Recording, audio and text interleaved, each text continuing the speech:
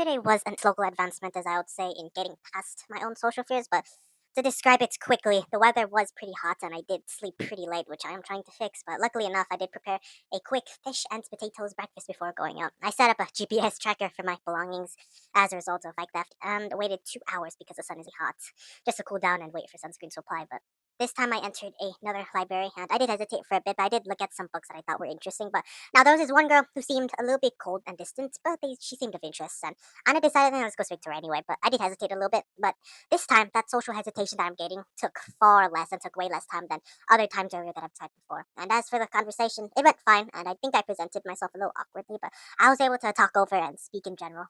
I can't reveal some details due to privacy and implicit trust. But it was awkward, but I still managed to work on a notebook and finish up something. And she says she doesn't use social media for personal reasons, so she said no.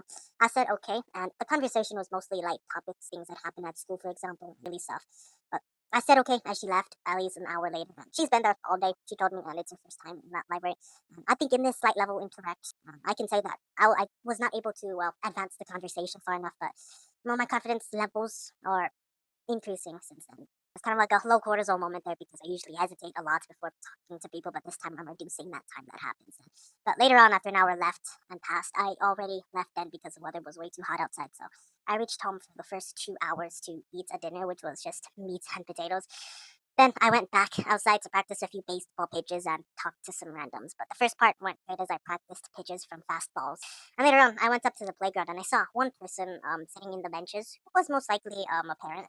And I wanted to talk to him, and I did hesitate, but I decided not to. As a couple with a kid approached me in the infield as I approached back to the field. They said I could use the infield. They were funny, and they told me that they would not let me pitch them because my fastballs are too fast for the little, they're only using the soft baseball. But I stayed on the grass nearby, although I know he really wanted me to pitch. So. But in the meanwhile, I still practiced baseball throws from overhead throws to the side throw, which I learned. They eventually left, and I decided to sit on a dugout to calm my tiring feet. But then I saw another baseball team join in, but this was like a loose one. After doom scrolling on my phone, I pitched to the pitchers that I want to be the next batter. And I see you guys if you're watching this. And it went fine, although my only complaint is that the park doesn't have stadium lights, so it was super dark at that point. I did realize is that I do need to work on my footwork and stances as a batter, but nonetheless, it was pretty fun.